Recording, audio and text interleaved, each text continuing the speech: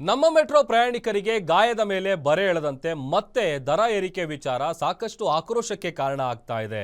Metro ticket ದರ ಹೆಚ್ಚಳಕ್ಕೆ ತೀವ್ರ ವಿರೋಧ ವ್ಯಕ್ತವಾಗ್ತಾ ಇದೆ. ಮೆಟ್ರೋ ಅಧಿಕಾರಿಗಳ ನಡೆಗೆ ಸಂಸದ ತೇಜಸ್ವಿ ಸೂರ್ಯ ಕೂಡ ವಿರೋಧ ವ್ಯಕ್ತಪಡಿಸಿದ್ದಾರೆ. ಕಳೆದ 10 ತಿಂಗಳಲ್ಲಿ ಎರಡೆರಡು ಬಾರಿ ದರ ಏರಿಕೆ ಮಾಡಿದೆ.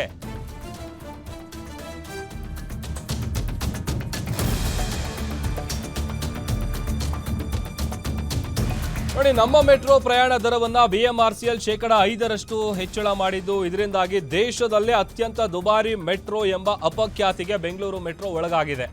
ಇದೇ ವಿಚಾರಕ್ಕೆ ಸಂಬಂಧಪಟ್ಟಂತೆ ಸಂಸದ ತೇಜಸ್ವಿ ಸೂರ್ಯ ಕೂಡ ವಿರೋಧ ಮಾಡಿದ್ದಾರೆ. ಕಳೆದ 10 ತಿಂಗಳಲ್ಲಿ 2 ಬಾರಿ ದರ ಏರಿಕೆ ಆಗಿದೆ. BMRCL ಜನಸಾಮಾನ್ಯರಿಗೆ ಬರೆ ಹಾಕುವ ಕೆಲಸ ಮಾಡಿದೆ. ಕೂಡಲೇ ದರ ಏರಿಕೆ ತೀರ್ಮಾನ ಕೈ ಬಿಡುವಂತೆ ಆಗ್ರಹಿಸಿದ್ದಾರೆ. ದಿನದ ಪಾಸ್ ದರ ಏರಿಕೆ ಮಾಡಿದ್ದಕ್ಕೂ ಕೂಡ ವ್ಯಾಪಕವಾಗಿ ಆಕ್ರೋಶ ವ್ಯಕ್ತವಾಗ್ತಾ ಇದೆ. ಕೂಡಲೇ ತನ್ನ ನಿರ್ಧಾರ ಬದಲಿಸುವಂತೆ ಕೋರ್ಕೊಂಡಿದ್ದಾರೆ. ಯಾಕಂತಂದ್ರೆ ಪ್ರತಿನಿತ್ಯ ಲಕ್ಷಾಂತರ ಜನ ನಮ್ಮ ಮೆಟ್ರೋ ಮೇಲೆ ಅವಲಂಬಿತರಾಗಿದ್ದಾರೆ. ಈ ಟ್ರಾಫಿಕ್ ಜಂಜಾಟ ಬೇಡಪ್ಪ, ಬೇಗ ಹೋಗಬೇಕು ಆಫೀಸ್ಗಳಿಗೆ, ಟೈಮ್ ಸರಿಯಾಗಿ ರೀಚ್ ಆಗಬೇಕು ಅಂತ ಅಂದರೆ ಅದಕ್ಕೆ ಬೆಸ್ಟ್ ಆಪ್ಷನ್ ಅಂತ ಅಂದರೆ ನಮ್ಮ ಮೆಟ್ರೋ.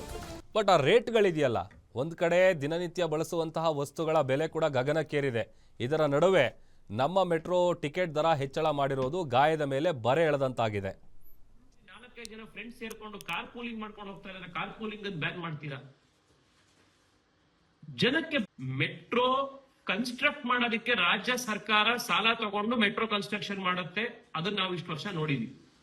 ಇವರು ದರ ಏರಿಕೆ ಮಾಡ್ತಾ ಇರೋದನ್ನ ನೋಡಿದ್ರೆ ಪ್ರಯಾಣಿಕರು ಅದ್ರಲ್ಲಿ ಮಾಡೋದಕ್ಕೂ ಕೂಡ ಸಾಲ ತಗೊಂಡು ಅದ್ರಲ್ಲಿ ಓಡಾಡುವಂತ ಸ್ಥಿತಿ ಬರ್ತಿದೆ.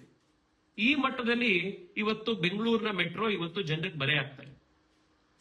10 ತಿಂಗಳಾಗಿಲ್ಲ ಇದು ಮೆಟ್ರೋ ದರ ಜಾಸ್ತಿ ಮಾಡಿ. ಈಗಾಗಲೇ 2ನೇ ಸತಿ ಜಾರಿ ಮಾಡಬೇಕು, ದರ ಜಾಸ್ತಿ ಮಾಡಬೇಕು ಅಂತ ಹೊರಟಿದ್ದಾರೆ. ಮೆಟ್ರೋ ಇರುವಂತದ್ದೇ ಸಾಮಾನ್ಯ ಜನಕ್ಕೆ. ಈ ಸಾಮಾನ್ಯ ಜನಕ್ಕೆ ನೀವು ಇಷ್ಟೊಂದು ದರ ಜಾಸ್ತಿ ಮಾಡಿದ್ರೆ, 90 ರೂಪೀಸ್ ಒನ್ ಟರ್ಮಿನಲ್ ಟು ಇನ್ನೊಂದು ಟರ್ಮಿನಲ್ ನೀವು ಮಾಡಿದ್ರೆ, ಹೋಗಿ ವಾಪಸ್ ಬರ್ಬೇಕು ಅಂತಂದ್ರೆ ದಿನಕ್ಕೆ 200 ರೂಪಾಯಿ.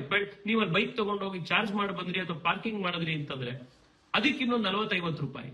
250 ರೂಪಾಯಿ ಪ್ರತಿ ದಿವಸ ಬರೀ ಮೆಟ್ರೋದಲ್ಲಿ ಓಡಾಡೋದಕ್ಕೆ ಖರ್ಚು ಮಾಡಬೇಕಾಗತ್ತೆ ಅಂತಂದ್ರೆ ಸಾಮಾನ್ಯ ಜನ, ಮಿಡಲ್ ಕ್ಲಾಸ್ ಜನ, ಸಂಬಳಕ್ಕಿರುವಂತ ಜನ ಹೆಂಗ್ ಸಾಧ್ಯ ಈ ತರದ ಕೆಲಸ ಮಾಡುವಂಥದ್ದು, ಮೆಟ್ರೋ ಓಡಾಡುವಂಥದ್ದು?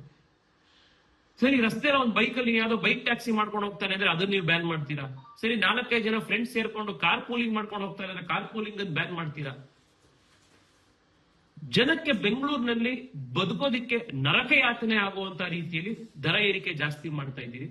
ನಾನು ಮತ್ತೆ ಇನ್ನೊಂದ್ಸತಿ ಹೇಳ್ತೀನಿ, ಈ ದರ ಜಾಸ್ತಿ ಮಾಡಿರುವಂತದ್ದು ಕೇಂದ್ರ ಸರ್ಕಾರ ಅಲ್ಲ.